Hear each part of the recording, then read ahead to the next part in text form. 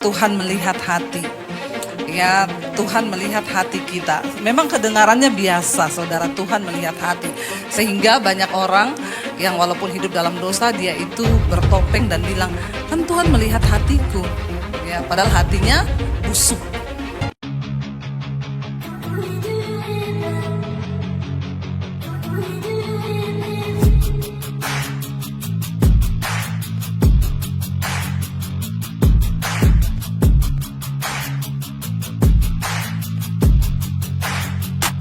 Selamat datang di channel Bela Kebenaran. Kami hadir untuk memberikan informasi opini dan atau fakta terhadap situasi yang sedang terjadi. Mari dukung channel ini dengan cara menekan tombol subscribe dan bunyikan loncengnya. Terima kasih.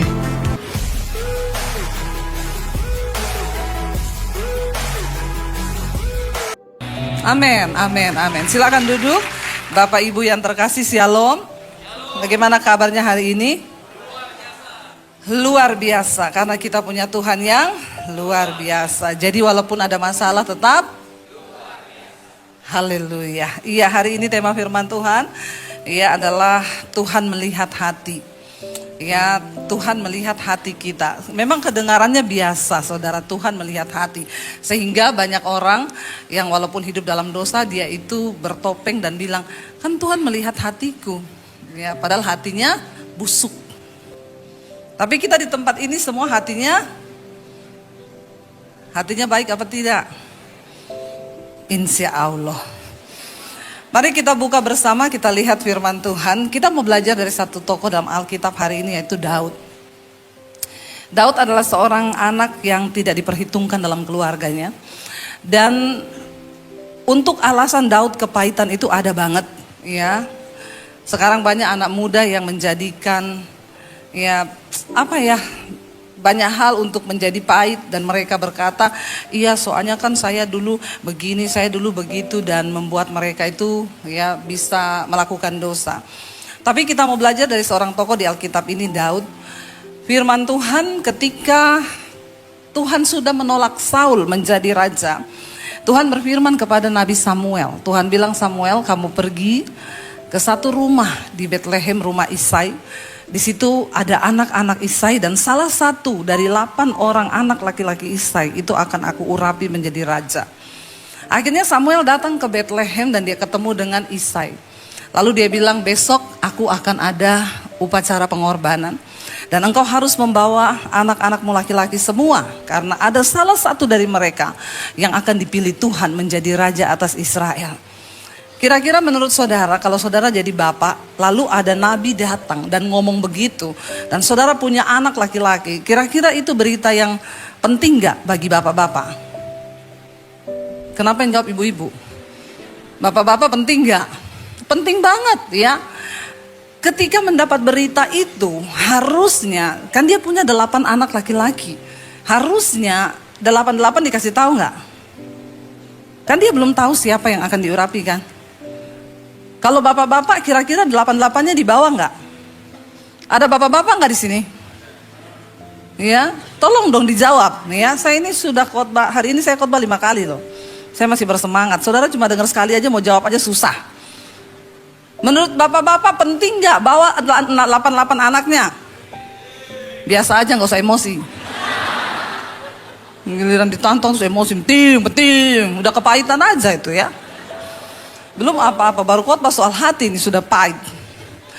Oke, penting ya, iya dong. Salah satu dari anak kita akan diurapi menjadi raja nih, penting. Lalu malam itu Isai katakan kepada anaknya yang 7, besok kalian itu pakai baju yang bagus karena Nabi Samuel akan mengurapi salah satu kalian menjadi raja. Lalu Daud tanya, Pak, aku pakai baju apa? Kamu nggak usah. Siapa yang ngajak kamu? Besok kamu gembalakan kambing domba di padang. Kamu gak ada tampang prajurit, kamu gak ada tampang apalagi buat jadi raja atas Israel. Gak usah ikut. Jadi pagi itu mereka semua semangat pakai baju bagus datang ke upacara itu. Daud, dia pergi ke padang menggembalakan kambing domba yang hanya beberapa ekor. Saudara, saya mau tanya sama anak-anak muda di sini. Kalau engkau diperlakukan seperti itu sama bapakmu, kepahitan gak? apalagi anak laki-laki. Kepahitan nggak? Tapi Daud nggak kepahitan. Dia pergi ke padang, dia gembalakan kambing domba yang hanya beberapa ekor sambil dia nyanyi di sana. Ya, lebih baik 1 hari di pelataranmu daripada 1000 hari di matahari.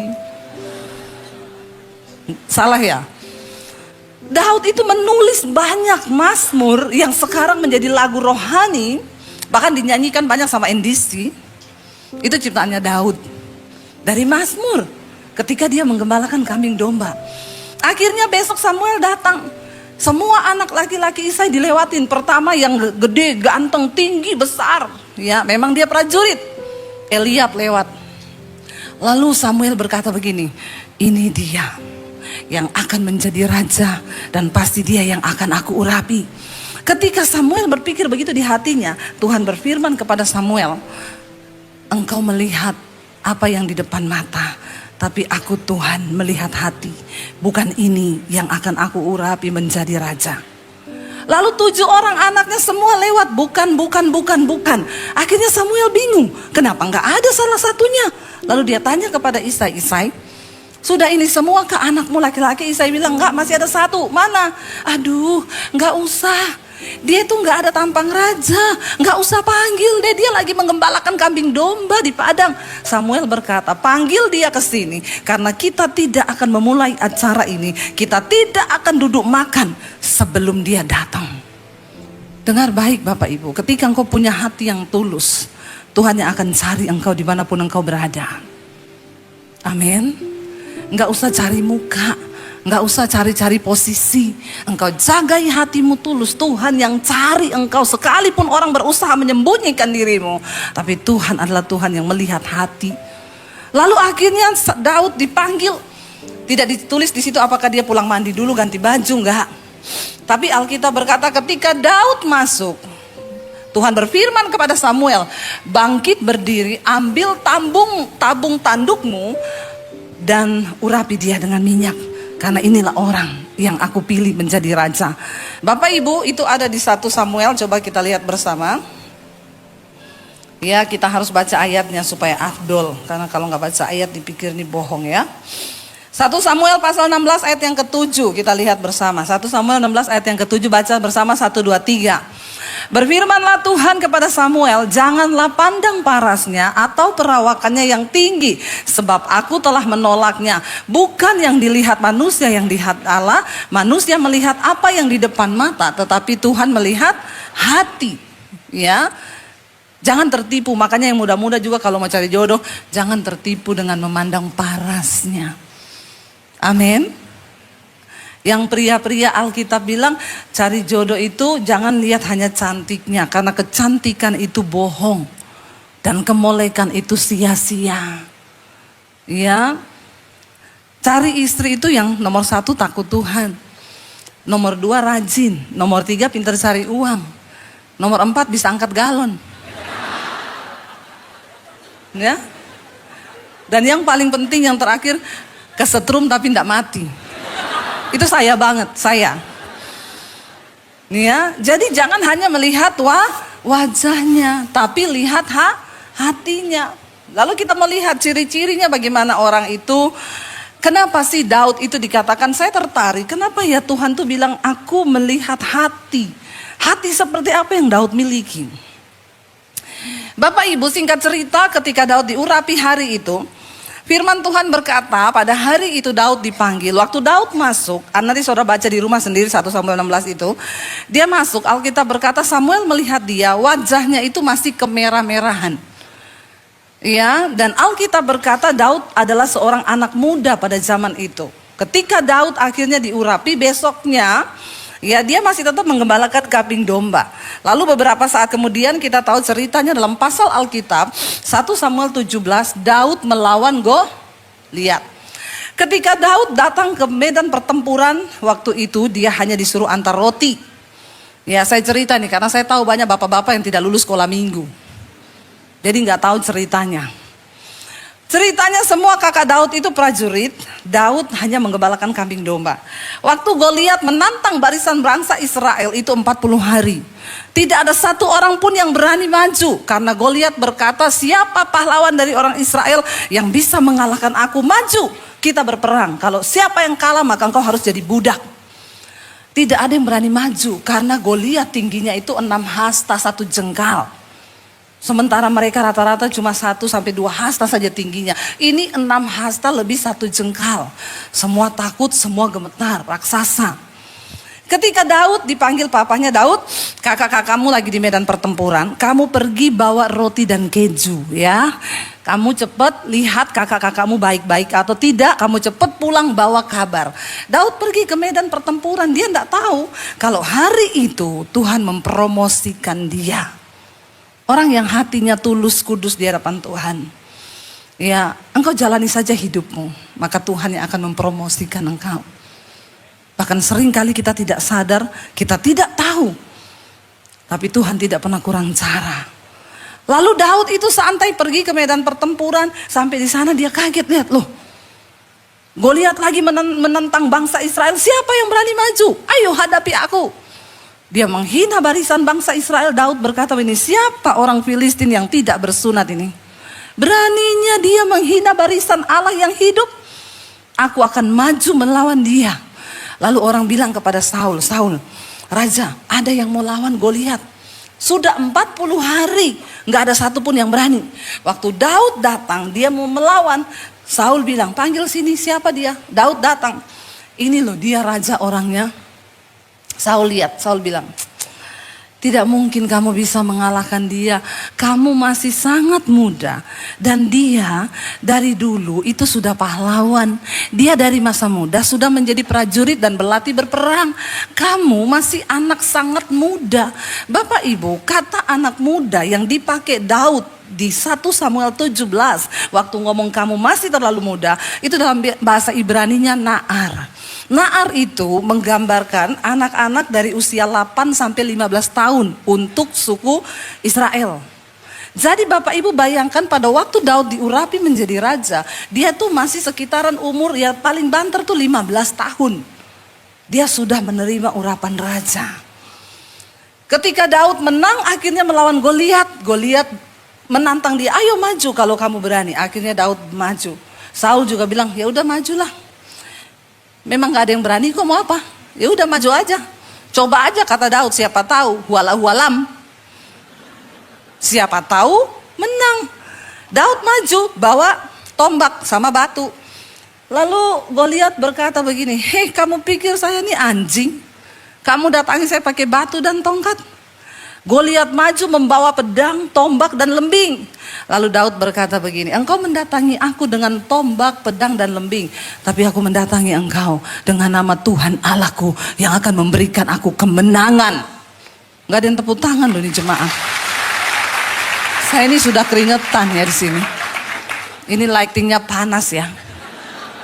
Tepuk tangan dong biar saya juga semangat.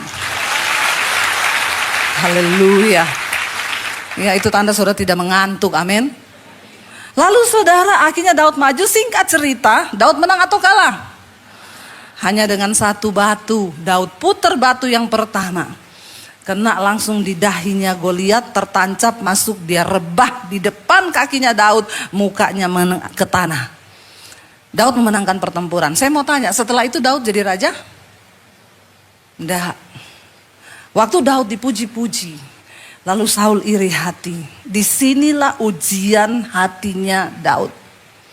Kenapa Daud dipilih Tuhan? Dia menang. Ujian hati Daud tidak mudah. Berapa tahun? Dia diurapi 15 tahun. Daud menjadi raja berapa tahun? Ada yang lulus sekolah minggu di sini? Daud diurapi raja berapa tahun? Ada yang tahu? Kalau ada yang tahu dapat sepeda loh di bawah. Saya nggak tahu sepedanya siapa, ambil aja itu di parkiran. Daud diurapi Tuhan pada umur 30 tahun. Saya mau tanya, 15 tahun ke 30 lama gak? Kalau nunggu jodoh sudah ketuaan ya. 15 tahun, tapi itu ujian hatinya Daud. Tuhan bilang dia melihat hatinya. Kenapa saya bilang itu ujian hatinya Daud? Siapa yang akhirnya mau bunuh Daud? Orang yang tadinya mengeluk-elukan dia, yang tadinya memuja dia. Saul bangga sekali ketika Daud menyelamatkan orang Israel dari bangsa Filistin. Tapi langsung Saul iri hati karena semua bernyanyi Saul membunuh beribu-ribu, tapi Daud membunuh berlaksa-laksa. Daud adalah pahlawan yang gagah perkasa. Tiba-tiba Saul iri hati. Bapak Ibu ya, yang namanya iri hati orang kepada kita itu kita tidak bisa tahan. Ya, kita ini hidup.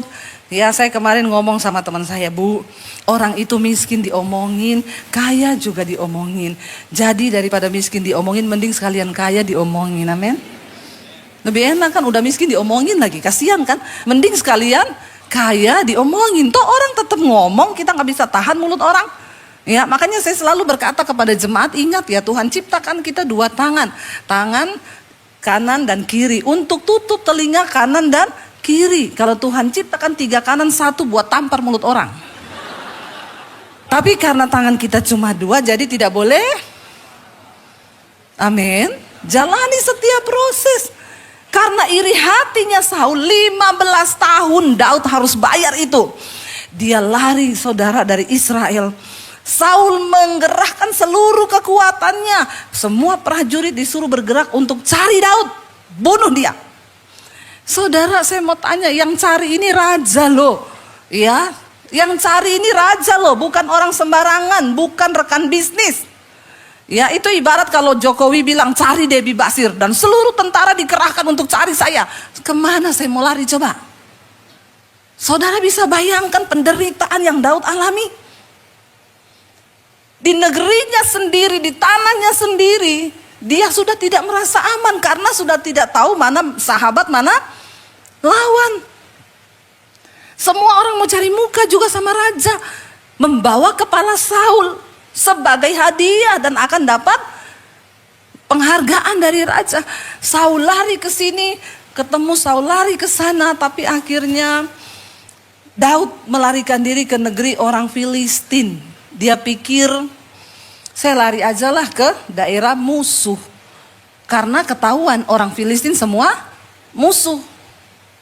Daripada di Israel, enggak tahu mana teman, mana lawan.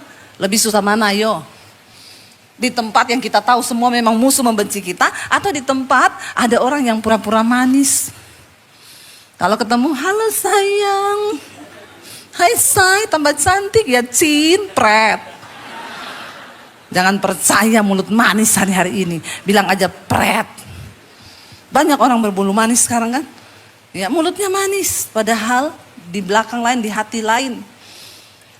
Daud sekalianlah lari di daerah musuh. Dia lari ke daerah orang Filistin karena dia tahu Saul pasti gak berani kejar dia ke situ. Sampai di tempat daerah orang Filistin, ternyata orang Filistin tahu ini Daud loh yang dulu bunuh Goliat, pahlawan kita. Lalu mereka seret dia, dibawa ke depan Raja Akis. Raja, ini Daud yang dulu membunuh pahlawan Goliat.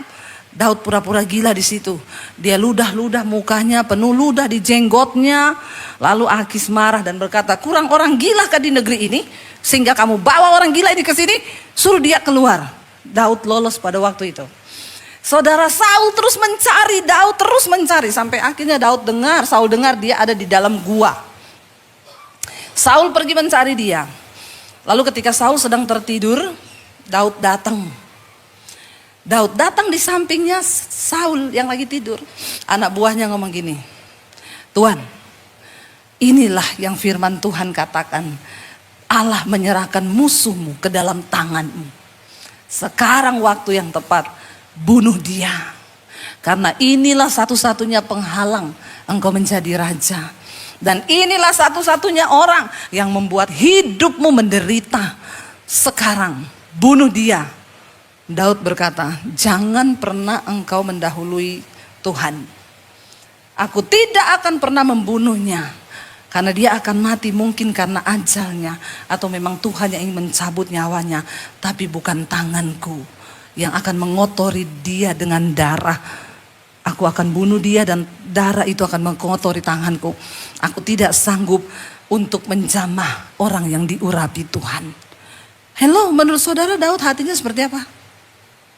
Ini orang yang bikin hidupnya menderita loh. 15 tahun urapan raja sudah di kepalanya. Tapi nggak bisa karena Saul masih hidup. Dan terus mengejar Daud, mengejar Daud, mengejar Daud. Lebih daripada Saul mengejar orang Filistin yang adalah musuhnya sendiri. Kalau kita lihat ada kesempatan bagi Daud menghabisi dia. Tapi Daud bilang tidak. Kalau Saul harus mati, satu-satunya hanya karena Tuhan menghendaki dia mati. Tapi bukan aku yang membunuh dia. Bapak Ibu, kalau engkau mau diangkat Tuhan, miliki hati seperti yang dimiliki Raja Daud. Kita baru disinggung dikit, udah sakit hati. Iya Pak ya? Ya orang itu kalau sakit hati bahaya loh saudara. Pertama janji Tuhan terhalang, berkat Tuhan terhalang. Dan kedua orang yang sakit hati itu akan cenderung melukai orang lain. Saya dulu pernah diundang satu orang ibu, Bu, ibu ke rumah saya doain saya ya. Oh iya, oke saya datang dikasih alamat. Pagi-pagi datang, yang bukain pintu kakaknya. Saya bilang, bener ini rumahnya ibu ini? Oh iya bener. Oh iya bener, siapa ya? Saya bilang saya pendeta, nama saya Debbie Basir. Oh situ pendeta? Iya sini pendeta. Situ dari mana? Gereja mana? Sini. Saya jelasin. Terus, yaudah masuk, duduk. Tunggu, lagi mandi dia. Saya duduk. Dalam hati saya, ini orang pasti hatinya pahit sekali. Pahit. Saya duduk, dia bilang, oh berarti situ pendeta. Iya kan tadi saya sudah bilang. Kalau situ pendeta, berarti situ bisa baca saya. Dalam hati saya, Tuhan ini pencobaan apa lagi? Saya bilang, Bu saya bisa baca ibu kalau ada tulisannya Bu. Masalahnya enggak ada tulisan, terus saya baca apanya? Ya kan biasanya hamba Tuhan gitu kan punya kuasa toh. Bisa baca orang. Kan gampang aja, kayak begini enggak terlalu ribet sih, tulisannya nyata sih. Alkitab bilang, apa yang ada di wajah itu terpancar dari hati. Mukanya kayak setan begini. Ini pasti hatinya apa saudara? Pahit kan? Pahit ini, nggak mungkin enggak. Saya bilang gini, maaf ya Bu, ibu suruh saya baca ibu. Maksudnya saya melihat hatinya ibu seperti apa. Ya iya, kan katanya hamba Tuhan punya kuasa. Saya sedikit menggeser duduknya. Ini orang sakit jiwa toh. Saya bilang gini, Bu maaf ya, kayaknya ibu banyak terluka ya. Saya agak menggeser, kenapa saudara? Orang sakit jiwa begini, kita ngomong begini. Dua saja, kalau dia dijamah Roh Kudus dia nangis. Kalau dijamah setan, habis itu vas bunga melayang ke kepala kita. Harus berdoa dan berjaga-jaga ini. Ya saya menggeser, saya bilang ibu maaf ya, kayaknya ibu banyak kepahitan ya Bu dalam hati. Saya tunggu reaksinya dia. Dalam nama Yesus saya berdoa, Tuhan tolong Tuhan, kenapa kau pertemukan, mending saya ketemu anjing galak Tuhan daripada yang begini. Tiba-tiba dia diem, lalu dia mulai, saya gini, yes, Roh Kudus ini, Roh Kudus, yes, aman, nangis, ibu, iya Bu, yang sakiti saya itu bukan orang jauh Bu, orang dekat, keluarga sendiri. Dalam hati saya ya iya saudara, orang itu bisa melukai, yang bisa melukai itu kan orang dekat. Nggak ada orang jauh, saya nggak pernah pelayanan orang kepahitan. Ibu kepahitan sama siapa? Sopir angkot Bu, nggak ada ibu-ibu yang saya doakan. Ibu kepahitan sama siapa? Tukang sayur Bu, masa dia jual tomat busuk Bu? Nggak ada orang kepahitan itu sama orang yang deket, yang ada tempat di hati. Saudara kan nggak memberi tempat sopir truk di hatimu kan? Sopir angkot tuh nggak ada di hati kita, atau sopir Grab. Dia nangis, iya Bu, orang deket Bu, gini-gini. Saya mendekat sama dia saudara. Saya belai punggungnya, Bu, Tuhan mengasihi ibu. Apapun pengalaman buruk yang ibu alami, percaya Bu, Tuhan itu sangat mengasihimu walaupun keluargamu nggak sayang. Tambah jadi saudara. Orang-orang pahit gini, dia cuma butuh nangis. Karena biasanya orang kepahitan tuh jarang menangis. Ayo di sini siapa yang sudah tidak pernah menangis 1 tahun? Anda mendekati sakit jiwa. Loh benar saudara, air mata itu penting loh, Tuhan ciptakan untuk dikeluarkan. Tapi kalau engkau nggak pernah menangis tuh berarti hatimu mulai mengeras seperti batu. Dia nangis, saya tahu waktu dia menangis itu dia plong. Saya belai aja belakangnya. Tuhan mengasihi ibu, biar kasih Bapa mengalir atas hidupmu. Nangis kenceng. Akhirnya ketika selesai berdoa beberapa menit dia tenang. Saya bilang, Bu, Tuhan mengasihi ibu. Lalu dia bilang, terima kasih Bu Pendeta. Saya sudah plong hati saya, Bu. Nggak pernah ada yang layani. Saudara, tuayan itu menguning loh di sekeliling kita. Ini orang yang hanya saya dapatkan baru sebentar ngobrol. Akhirnya dia tanya gini, maaf Bu, Ibu namanya siapa? Saya bilang, situ. Loh kok rohnya yang pindah ya sama saya? Dalam hati saya, dari tadi lu manggil aku situ. Situ dari mana, situ di mana, situ. Tapi lihat, ketika Tuhan menjamah seseorang, hatinya dibenerin sama Tuhan. Langsung, Bu maaf namanya siapa ya Bu? Saya bilang, saya Debbie Bu, panggil saya Debbie aja. Oh iya makasih Ibu Debbie, mau minum apa? Langsung loh berubah. Tapi saya jawab, boleh Bu ada kopi enggak? Saya, minum kopi, iya saya bikinin. Saya berani jawab karena dia sudah tersenyum. Kalau dia tanya gini, situ minum apa? Jangan kau jawab. Kau bilang kopi, keluarlah kopi pakai sianida. Maka matilah kau. Kenapa ada orang bikin kopi dikasih sianida? Karena dia bikin kopi dengan hati yang pahit. Ya, makanya dimasukin sianida. Ngeri loh saudara. Makanya kita belajar hari ini. Daud, dia tidak mengizinkan kepahitan masuk. Dia punya kesempatan yang pertama untuk membunuh Saul. Dan satu-satunya penghalang untuk Daud menjadi raja yaitu Saul. Yang pertama kenapa Tuhan itu memilih Daud? Dia melihat hati Daud itu tidak kepahitan.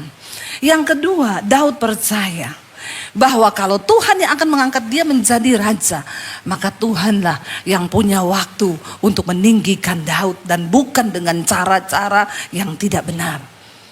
Orang yang hatinya lurus dengan Tuhan, dia percaya bahwa semua yang terjadi di hidupnya itu seizin Tuhan. Jangan percepat waktu Tuhan, jangan engkau mereka-rekakan, tidak usah cari muka, tidak usah berbalas dengan yang jahat. Hidup ini lurus aja saudara, kalau engkau mau menikmati berkat Tuhan. Orang sakiti puji Tuhan, orang mau fitnah puji Tuhan, orang mau apain aja haleluya. Karena semua yang terjadi di hidup kita itu seizin Tuhan. Waktu yang pertama Daud lolos, dia gak mau bunuh Saul. Terus Saul kejar, Daud lari, terus Saul kejar. Sampai akhirnya Daud diberi kesempatan yang kedua untuk bunuh Saul. Kali ini kita baca. Mari buka bersama. Ya, kita akan lihat ayatnya 1 Samuel 26. Ayat yang ke-18. Saat itu dilaporkan sama pegawainya, sama Daud, Tuan, Saul datang ke sini untuk membunuh engkau. Lalu ketika Saul tertidur, Daud berhasil mendekati pasukannya. Semua lagi tertidur. Sekali lagi pegawainya bilang begini, Tuhan, ini adalah waktunya sama seperti dulu. Tuhan menyerahkan musuhmu ke dalam tanganmu. Izinkan aku tancapkan 1 tikaman tombak ke dadanya. Gak perlu 2, 1 aja. Maka Saul pasti mati. Lalu Daud berkata begini, aku tidak akan mengotori tanganku dengan membunuh dia. Dia akan mati mungkin karena ajal atau karena waktunya Tuhan. Tapi bukan tanganku yang membunuh dia. Dahsyat saudara. Dan akhirnya Daud pergi, dia cuma ambil yang pertama kali. Daud datang, dia lagi tidur, Daud gunting ujung jubahnya. Lalu Daud bilang, Saul, yang pertama kali, aku tidak membunuh engkau sekalipun aku punya kesempatan. Ini ujung jubahmu sudah aku potong. Sebagai tanda aku memang hadir di sampingmu ketika engkau tertidur. Tapi itu gak membuat Saul sadar. Sampai yang kedua kali ini, ketika pegawainya Daud berkata, aku tancapkan tombakku dan Saul pasti mati. Daud bilang, jangan. Ambil semua perlengkapan perangnya, biar aku bawa. Daud mengambil senjatanya Saul, tombaknya dibawa. Lalu Saul membangunkan mereka dari jarak yang jauh. Daud bilang, hai tuanku Raja Saul, aku memiliki kesempatan untuk membunuh engkau hari ini. Tapi aku tidak melakukannya karena aku mengasihi engkau. Aku menghormati engkau sebagai orang yang diurapi Tuhan. Lalu Daud menunjukkan senjatanya kepada Saul. Coba kita lihat saudara, baca bersama 1 Samuel pasal 26. Itu waktu saya tinggal 4 menit ya. Saya salah lihat loh, saya lihat tadi di sini 16, padahal itu jam ya. Sorry ya, yowes kita cepet yuk. 1 Samuel 26 ayat 18 berkata sampai ayat 25. Kita baca bersama di sana. 1, 2, 3. Lalu berkatalah ia, mengapa pula Tuanku mengejar hambanya ini? Apa yang telah kuperbuat? Apakah kejahatan yang melekat dalam dan tanganku? Daud bertanya kepada Saul ketika dia sudah ambil tombaknya. Dia bilang kepada Saul, aku ini salah apa kepadamu? Baca bersama. Oleh sebab itu kiranya Tuanku Raja mendengarkan perkataan hambanya ini. Tuhan yang membujuk engkau melawan aku. Jika Tuhan yang membujuk engkau, Daud bilang, kalau memang Tuhan yang membujuk engkau untuk membunuh aku, untuk melawan aku, maka biarlah ia mencium bau korban persembahan. Daud rela kalau memang Tuhan yang suruh bunuh.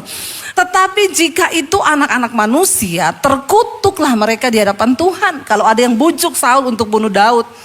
Karena mereka sekarang mengusir aku sehingga aku tidak dapat bagian daripada milik Tuhan dengan berkata pergilah beribadahlah kepada Allah lain. Jadi Daud merasa dia terusir dari daerahnya sendiri. Dia tidak bisa beribadah lagi di bait suci Tuhan. Dia terpaksa lari ke daerah orang yang kafir, yang tidak bisa menyembah Allah. Bagi Daud, dia keluar dari Israel, tanahnya yang dikasihnya itu sama dengan dia dipaksa untuk meninggalkan Tuhan. Kita baca ayat yang selanjutnya berkata di sana apa? Baca bersama. Sebab itu janganlah kiranya darahku tertumpah ke tanah jauh dari hadapan Tuhan, sebab Raja Israel keluar untuk mencabut nyawaku seperti orang memburu seekor ayam hutan di gunung-gunung. Lalu berkatalah Saul, aku telah berbuat dosa, pulanglah anakku Daud, sebab aku tidak akan berbuat jahat lagi kepadamu, karena nyawaku pada hari ini berharga di matamu. Sesungguhnya perbuatanku itu bodoh dan aku sesat sama sekali. Tetapi Daud menjawab, inilah tombak itu ya Tuanku Raja, baiklah salah seorang dari orang-orangmu menyeberang untuk mengambilnya. Tuhan akan membalas kebenaran dan kesetiaan setiap orang, sebab Tuhan menyerahkan engkau pada hari ini ke dalam tanganku, tetapi aku tidak mau menjamah orang yang diurapi Tuhan. Dan sesungguhnya seperti nyawamu pada hari ini berharga di mataku, demikianlah hendaknya nyawaku berharga di mata Tuhan, dan hendaknya ia melepaskan aku dari segala kesusahan. Lalu berkatalah Saul kepada Daud, diberkatilah kiranya engkau anakku Daud, apa jua pun yang kau perbuat pastilah engkau sanggup melakukannya. Lalu pergilah Daud meneruskan perjalanannya dan pulanglah ia ke tempatnya. Saudara lihat, Daud tidak mengambil kesempatan untuk membunuh. Saudara tahu setelah itu Alkitab berkata pada pasal-pasal yang berikutnya, Saul dikejar oleh orang Filistin, lalu dia kalah. Semua tentaranya dibunuh, dan Alkitab berkata Saul meminta kepada ajudannya untuk membunuh dia. Saul berkata, tolong bunuh aku, tancapkan pedang itu ke dadaku. Tapi anak buahnya berkata, tidak Tuan, aku tidak akan pernah melakukan itu. Saul bilang, tolong bunuh aku. Aku tidak mau kalau orang Filistin menangkap aku dan mereka akan menjadikan aku permainan, disiksa. Karena orang Filistin terkenal jahat. Simpson mereka tangkap, biji matanya dicongkel. Saul tidak mau itu terjadi. Dan apa yang terjadi? Anak buahnya tidak mau membunuh Saul. Saul menancapkan pedangnya ke tanah, lalu dia menjatuhkan dirinya di atas pedangnya sendiri. Kita tahu Saul mati bunuh diri dengan pedangnya sendiri. Dan ketika Saul mati, Daud belum merasa aman, dia belum menjadi raja. Abner, panglima Saul, mengangkat anaknya Saul, Isi-Boset, menjadi raja atas Israel. Waktu Saul mati, Daud menangis, saudara. Daud itu hatinya luar biasa. Harusnya waktu dia dengar Saul mati, yes, syukur, akhirnya mati kau. Itu kan kita kan kalau disakiti orang, kita suka tunggu orang itu lihat pembalasan. Lalu kalau dia menderita kita senang. Jangan itu ada dalam hati kita, supaya kita diberkati Tuhan. Akhirnya Saul meratapi, Daud meratapi Saul, dan akhirnya Isi-Boset naik menjadi raja. Saul tidak berniat pun membunuh anaknya Saul, Daud nggak berniat. Sampai akhirnya Isi-Boset juga mati, dikhianati oleh para panglimanya sendiri. Mereka berharap, mereka bunuh dia, mereka bawa kepalanya kepada Daud supaya Daud memberi mereka pujian. Mereka bilang, Daud, anaknya Saul yang sekarang menjadi raja, kami bunuh, kami penggal kepalanya. Ini kami bawa kepalanya bagimu. Daud marah besar, dia menyuruh anak buahnya untuk membunuh kedua orang yang sudah membunuh anak Saul itu. Kita lihat sampai akhirnya Daud menjaga hatinya kudus di hadapan Tuhan. Ketika Isi-Boset mati, orang Israel pun mengangkat Daud menjadi raja atas Israel di usia yang ke-30. Bapak Ibu, seberat apapun proses yang kau alami hari ini, mungkin dari orang-orang terdekatmu, tetap lepaskan pengampunan, tetap jaga hati. Saya undang para imam musik maju ke depan, sebab ketika kita menjaga hati, ketika kita ini sungguh-sungguh hidup dalam takut akan Tuhan, maka Tuhan itu yang akan menggenapi semua janjinya. Kita mau bilang, Yesus, apa artinya kami ini kalau tanpa Tuhan? Kami tidak berhak untuk marah kepahitan pada orang, karena Engkau sudah beri nyawamu juga bagi kami. Bangkit berdiri bersama Bapak Ibu.